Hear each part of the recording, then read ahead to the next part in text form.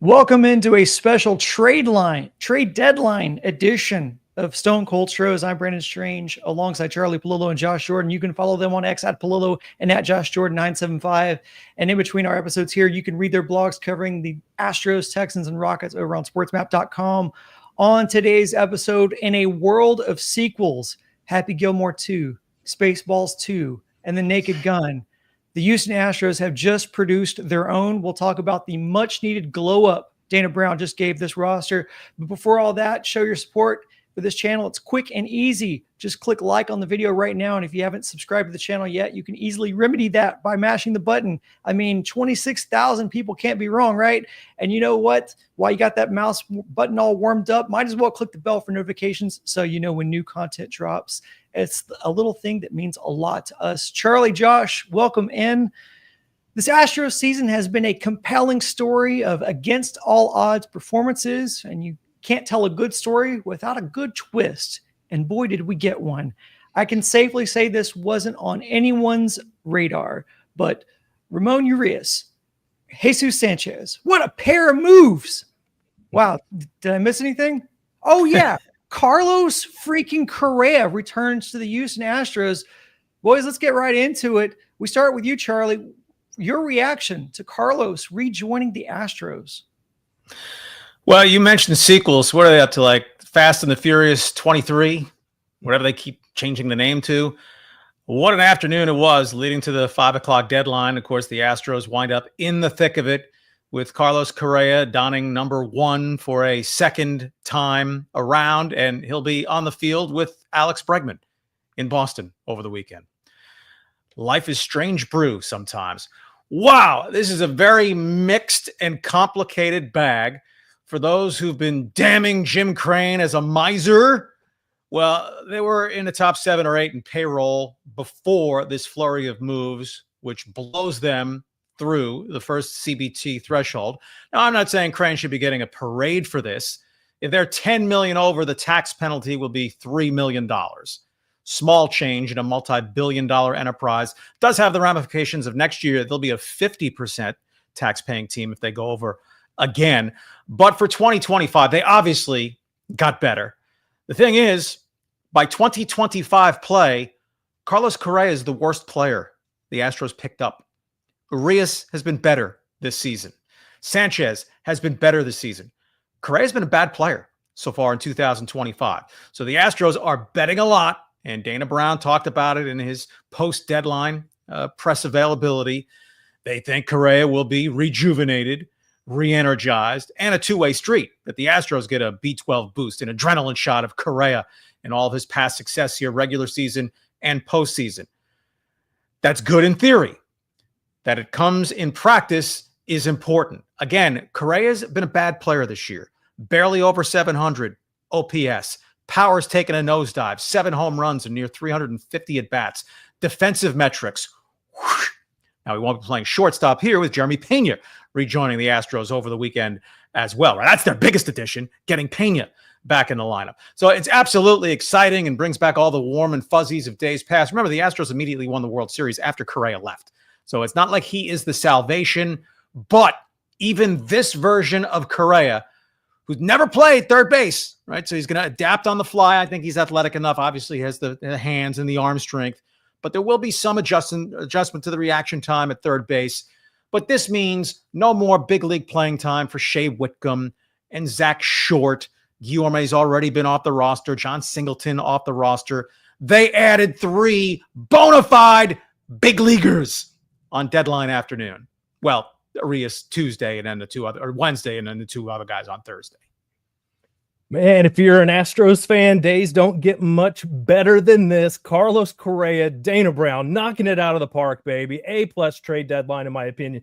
Jim Crane opening up the checkbook from the top rope. Nobody saw that coming. I cannot be more excited. Charlie, talk about hadn't played a lot of third base for Correa. Well, he did in the World Baseball Classic. He slid over to third with Lindor playing shortstop. He was actually really effective. I think that was back in 2017. And Correa talked about how this transition to third base would be an eventual part in his career process and that he's actually kind of looking forward to it because he's not going to have to spend as much time on defense, working on maintaining that high level production defensively at shortstop. He's going to be at third base now. He can focus more on his offense, something that he enjoyed doing back when he was playing third base years ago. Let's jump to now, man.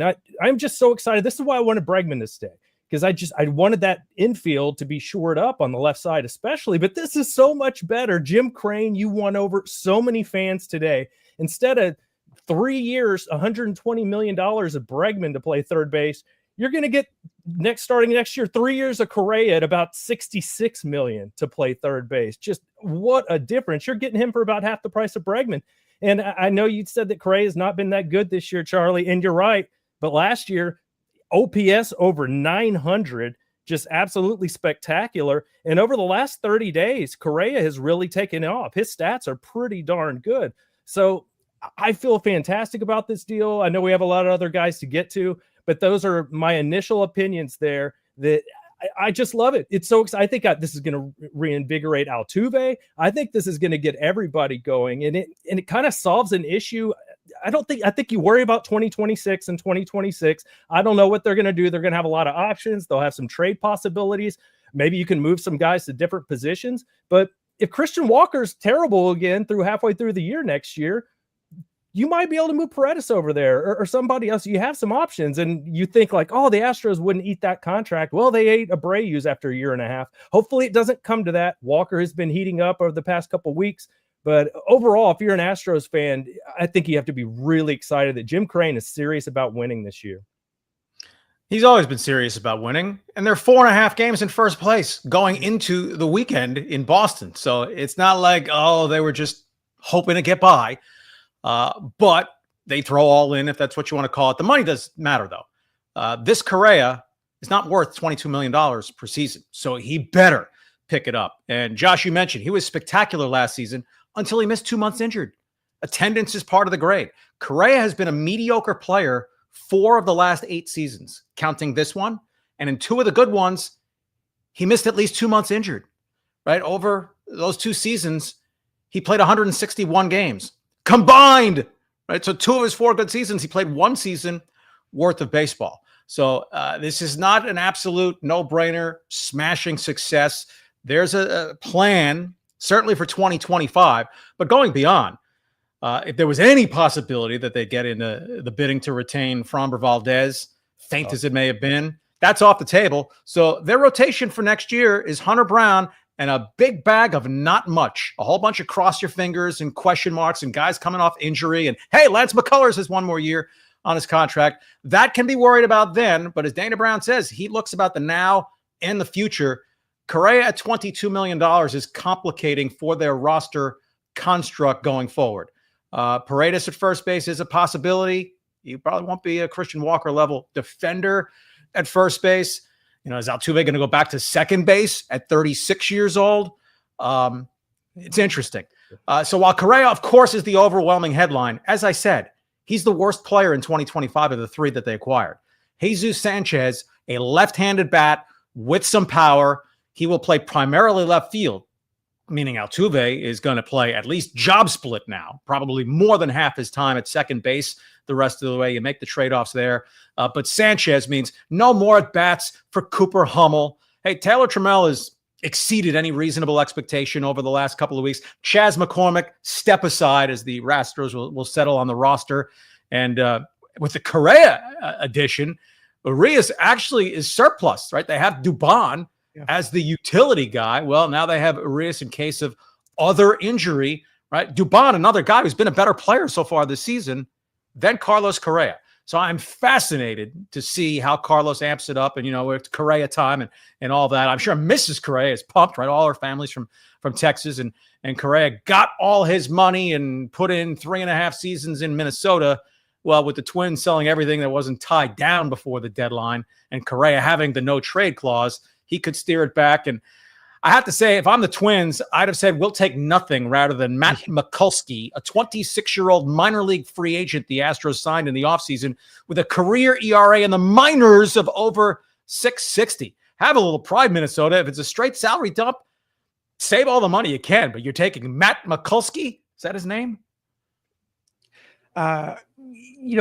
going to the Correa health questions, the bright side is at least Carlos gets to come back and work with Houston's stellar medical staff. Now, Harold Reynolds was on MLB Network, and I think he was trying to create some drama where there really isn't. It was laughable. He was questioning about who plays short. Yeah, exactly. Whether Correa's settle down, Harold. Settle down. Yes, I think no question about it. Yeah. When Derek Jeter was entrenched as the Yankees shortstop, and they traded for Alex Rodriguez, A-Rod was the much better defender than Derek Jeter. Well, A-Rod was going to third because Derek Jeter, the Prince of New York, and all that. Soon to be 31-year-old Carlos Correa, I mentioned his defensive metrics fell off sharply this season. Jeremy Pena, 3 years younger, right? They share the same birthday in September.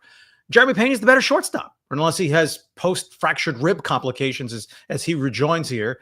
And as you mentioned, right, Correa is embracing the idea of moving to third, a little bit less taxing position physically. So I enjoy Harold Reynolds, a very affable guy, but he's detached from reality on this one. Yeah, and I think it overlooks the big point, which was the fact that Carlos had already agreed to play third base when he signed his contract with the Mets that he eventually failed the physical on. So this is a move that Carlos has already considered prior for the right situation. Clearly, this is the right situation. There's no way that a guy that he mentored personally himself and groomed for that position is he going to usurp that position because he wants to play short. I think he looks at this as an opportunity to play a little bit less, have a little bit less stress on the defensive side of the ball, and hope that that results into higher productivity with the bat in his hands. And that's what I'm excited most about is with Carlos Correa. I mean, we know the cannon of an arm that the guy possesses. We know that he's going to be able to play a very competent third base, moving over from short to third. There probably will be some adjustment, but this guy is a great defensive player. He shores up the defensive front line for this team in a way that we just didn't really see possible, while also adding offense. I'm just excited about the intangibles. It's the clutch performances. It's the knack for the big moments and the leadership, getting back one of those big voices that they had lost in free agency. I obviously, a lot of questions about the makeup of this team right now. There was another potential deal that was discussed. It was seemingly very serious to try to bring in Dylan Cease. Dana Brown said the asking price was just much too high for starting pitching. So they are relying on, especially dealing Gusto away, they're relying on getting their guys back. Do you think that they have enough pitching? Do you guys trust that getting guys back from the IL will be enough to stabilize or solidify the rotation? Really quick on the defense, Ramon Arias was the American League Gold Glove third baseman in 2022. He has defensive chops. On the pitching, we want to go hunting for four-leaf clover and finding rabbit's feet. But Arrighetti's close. Javier is close. Javier had another very poor control outing for Sugarland in 3 1/3, walking 4 guys and giving up hits and runs. So just because they're back doesn't mean they're going to be studs. But that's the dice roll. Gusto just isn't good enough to say, oh, you can't part with him for Sanchez. Cease would have been fascinating. I just didn't see what the Astros could possibly have offered unless it was Bryce Matthews and or Walker Yannick, 2 first-round draft picks of the last 3 years involved in the trade. Cease has super elite stuff, and we saw what the Astros did tweaking Kikuchi last season. But in the end, the two didn't tango, and heaven knows that A.J. Preller with the Padres just loves to deal like no other. But that one didn't work out. So Fromber, Hunter Brown, Colt Gordon, and the injured guys coming back. Right? We even heard boo on Brandon Walter. That's pretty ominous. McCullers from his blister, even with back. I mean, to what extent do you want to hope that he'll pitch well? So they'll be stretching the rubber band on that rotation. They also would have liked, I think, to add one more right-handed power arm for the bullpen, but also that market got too rich for their blood, plus the poor prospect pool from which they had to deal. I mean, the Yankees added 2 closers. The Rangers added starter and reliever. And, of course, the spark to the deadline, at least where the American League West was concerned, the Mariners first getting Josh Naylor. Then they had Eugenio Suarez. So all 3 teams in the hunt make major moves. Well, the Astros have a 4.5 game head start going to the weekend for this final 1/3 sprint finishing kick of the season. Yeah, you mentioned Urias. I kind of wonder with him, if he wasn't traded for the day prior that they got Correa, would they still have made the move? Just kind of a lot of similarities to Dubon, and I know Dubon's making about $5 million this year, and then he's up for arbitration again next year. I wonder if there's a thought that maybe he could be a cheaper Dubon replacement next year. I wonder if that could be a possibility, Charlie. The thing I really like about all these deals is that you got to keep pretty much all the talent that you didn't want to let go of, right? We heard Jacob Melton and Bryce Matthews, and we talk about all the time that the Astros farm system, this gives me a little bit of confidence that, maybe after another draft and you didn't give up really much this year, maybe you're not one of the very worst farm systems in baseball anymore. Maybe they're starting to dig out of this a little bit, and it didn't cost you much off the big league roster either. Just quickly back to you talking about Correa being clutch brand. You're right. 860 career OPS in the postseason. You have to be thrilled about that. I'm also like Sanchez. I haven't gotten to him yet. I really like this deal here. It made me think of, he's not going to be Michael Brantley, but you need somebody that can hit from the left side of the plate and that has a chance of getting a base hit for you in a big moment. And that somebody that can also play some defense. I looked at his baseball savant. He's also got a good arm. So I think this is I really feel like they kind of fleeced the Marlins in this deal. Earlier this season, we saw Hector Neris get DFA'd, and then Houston reacquires him, brings him back into the fold, and he's been very productive for them out of the bullpen. We got news on Thursday, Ryan Presley released as well. What do you guys think about possibly bringing Ryan back into the fold, and whether you'd want to see that or not? I almost expect it to happen. I mean, Caleb Ort's kind of expendable and waiting on Sean Dubin to get back. Presley's had an interesting season. He had one, oh my God, outing early on where he gave up 8 earned runs without recording an out, which messes up your ERA kind of for the season when you're a relief pitcher in limited innings. Then over a month and a half stretch, 25 outings, his earned run average was below 1. Well, out of the All-Star break, disaster. 5 outings, 5 innings pitched, 4 home runs allowed, and 4 walks. I mean, over the All-Star break, was he slamming his arm against walls somewhere and he's lost it all? And I mean, he was phenomenal for a month and a half, and the last week and a half, it all went to pot for him. I would expect the Astros, unless their scouting reports say he's totally cooked, once he they're paying him $5.5 million this year anyway. A good point. I mean, why not kick the tires? Look, I'm with you, Charlie. He's given up your stats were even worse, but I looked it up real quick. He's given up a run in 4 of his last 5 appearances. Not exactly ideal for a closer. However, you're right. With Ort and some of the other guys they've been bringing up, and Contreras, and they've been bringing up a lot of different guys. Why not take a shot on Presley? Unless your scouting department just tells you it's not going to work, but why not get the band back together? It's a feel-good story. We know all the chemistry is going to be good, but I don't have a lot of confidence in Presley just because he's getting older and he has struggled recently. But if there's any pitching department that could get him right, I think they're right here in Houston, Texas. If he's not hurt, I would take him and release Neris. If for some reason I want to keep Ort because he's cheap and controllable beyond this year. I'd do the opposite. I'd get rid of Ort and keep Neris. I want that postseason experience if we're going all in like this. Well, good debate there. Charlie, you mentioned moves from Seattle and Texas. Obviously, the Eugenio Suarez move was one of the big headlines from the week.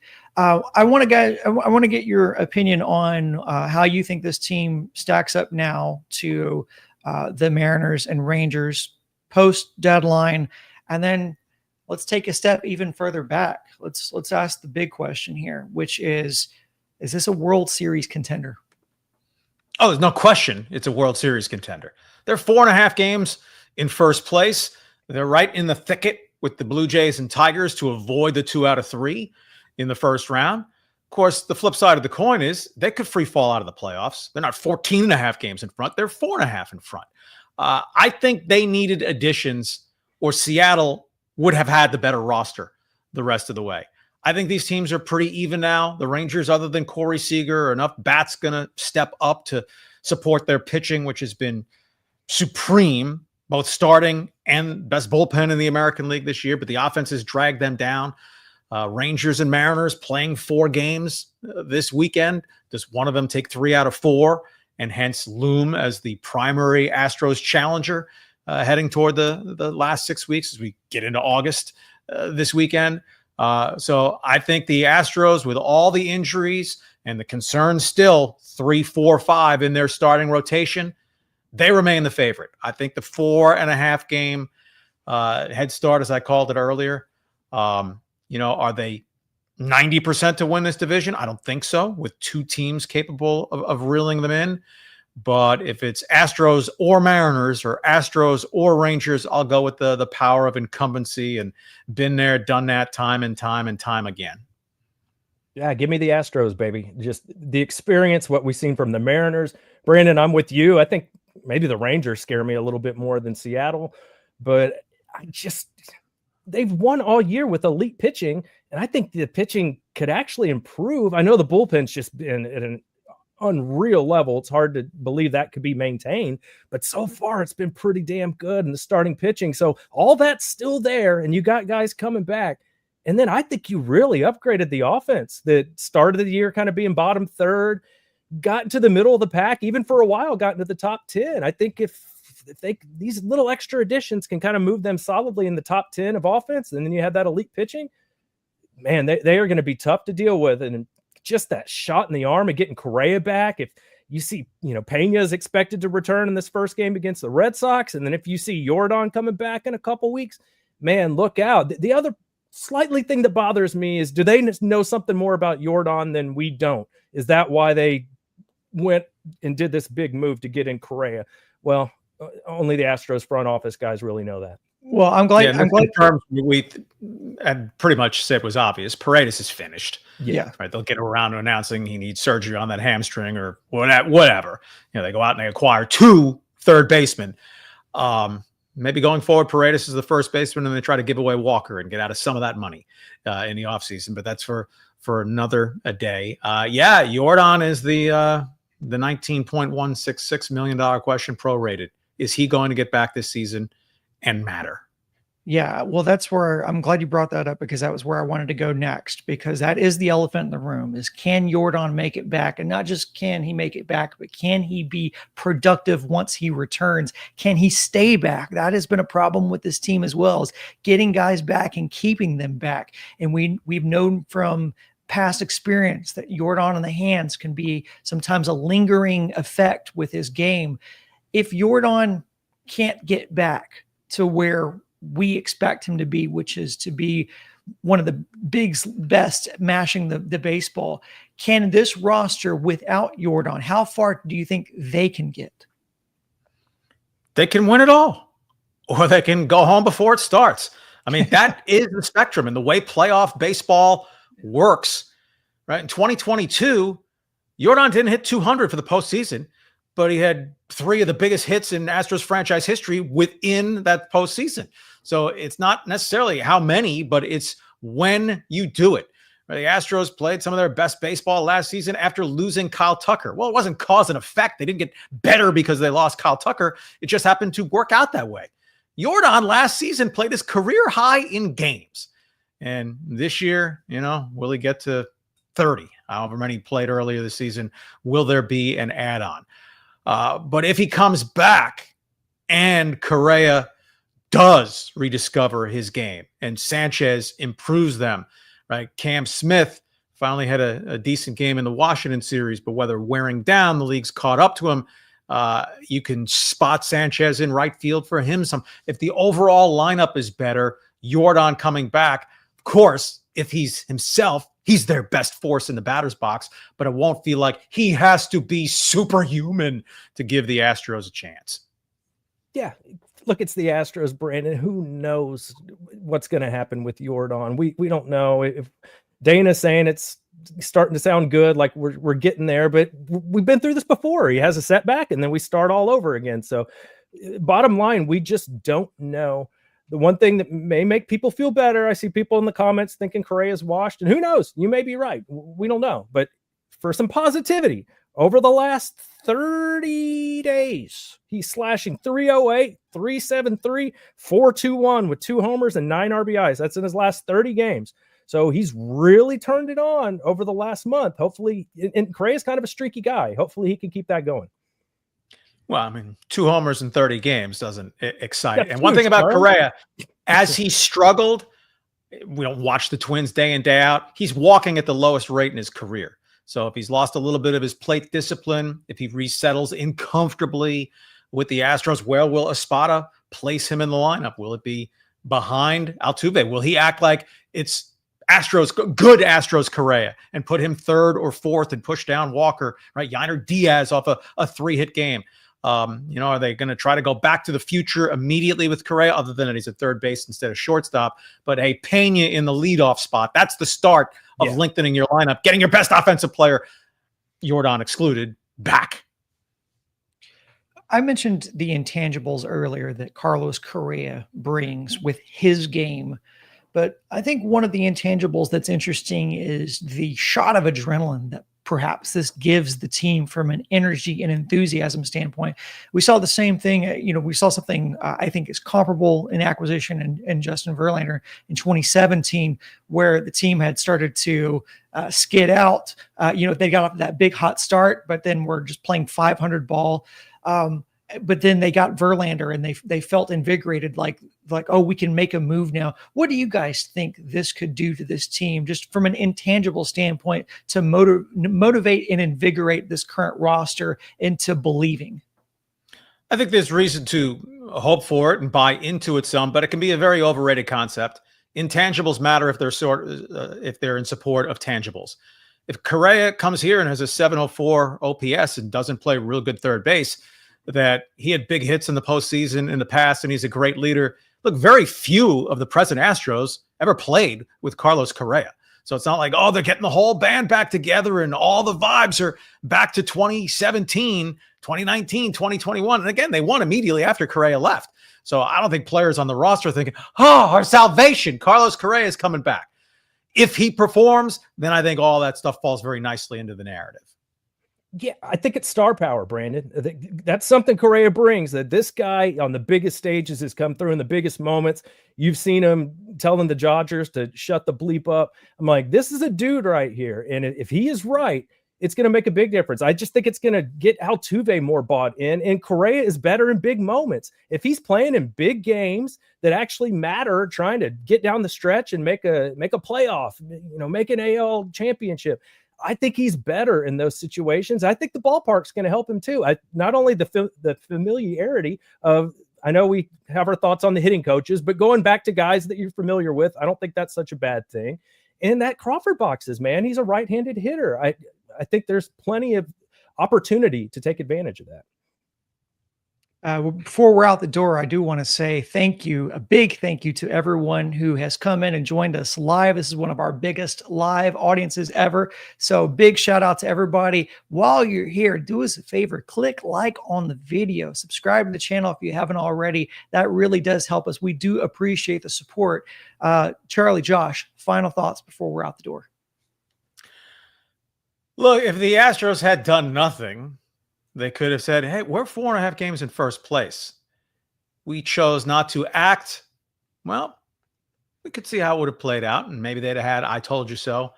But Jim Crane, again, authorizes spending money going into the tax, which, again, it's not going to bankrupt the franchise value and all that. Astros attendance is on pace to be down 150,000 from what it was last year. Last year was down 200,000 from what it was in 2023. I think Jim Crane and the business side, baseball connected to it, but that they could use a jolt. And the Astros' next home game, a week from Monday, Alex Bregman and the Boston Red Sox at Minute Maid Park. Daikin Park, if we're going back to the future. Branding rename for one night. Daikin probably would get a little uptight about that. But it'll be Bregman and the Red Sox against Correa and the Astros. I'd like to go back just quickly.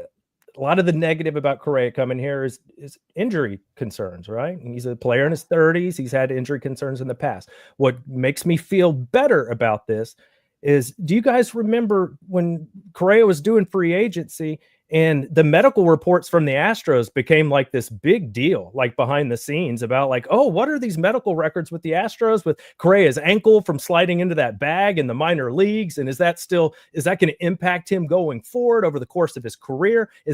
Are there reasons we should stay away from Correa because of medical stuff that maybe only the Astros are privy to? Well, the Astros decided to trade back for him.